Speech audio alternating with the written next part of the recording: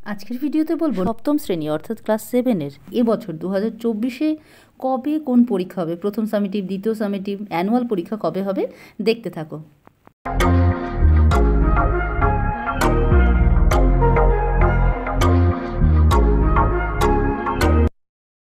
দেখো, সারা বছরে তোমাদের 3টে পরীক্ষা হয়। প্রথম সামেটিভ বা প্রথম পর্যায়ক্রমিক পরীক্ষা, দ্বিতীয় সামেটিভ বা দ্বিতীয় পর্যায়ক্রমিক পরীক্ষা এবং তৃতীয় সামেটিভ বা তৃতীয় পর্যায়ক্রমিক পরীক্ষা বা অ্যানুয়াল বা ফাইনাল পরীক্ষা। এই মোট 3টি পরীক্ষা তোমাদের সারা বছর ধরে হয়। এর মধ্যে থেকে প্রথমেই হয় তোমাদের প্রথম সামেটিভ পরীক্ষা। এই পরীক্ষা তোমাদের এপ্রিলে 1 তারিখ থেকে 9 তারিখের মধ্যে হবে, অর্থাৎ এপ্রিলের 1 থেকে 9 তারিখের মধ্যে শুরু হবে এবং এই সময়ই চলতে থাকবে তোমাদের প্রথম পর্যায়ক্রমিক বা প্রথম সামেটিভ পরীক্ষা।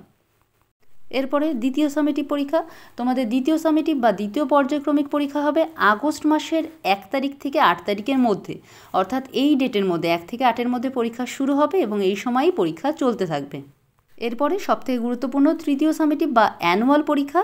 এই পরীক্ষা তোমাদের নভেম্বরের 28 তারিখ থেকে ডিসেম্বরের 10 তারিখের মধ্যে হবে, অর্থাৎ নভেম্বরের 28 তারিখ থেকে 10 তারিখের মধ্যে তোমাদের পরীক্ষা শুরু হবে, অর্থাৎ নভেম্বরের একদম শেষ বা ডিসেম্বরের একদম শুরুতে পরীক্ষা শুরু হবে এবং এই সময় তোমাদের পরীক্ষা চলতে থাকবে।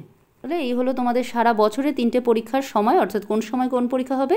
আশা করি বুঝতে পেরেছো। আর এই ভিডিও থেকে যদি কোনো প্রশ্ন থাকে অবশ্যই আমাকে কমেন্ট করে জিজ্ঞাসা করবে। আজকের জন্য এখানেই শেষ করছি। খুব তাড়াতাড়ি তোমাদের প্রয়োজনীয় আরও অনেক ভিডিও নিয়ে আসতে চলেছি।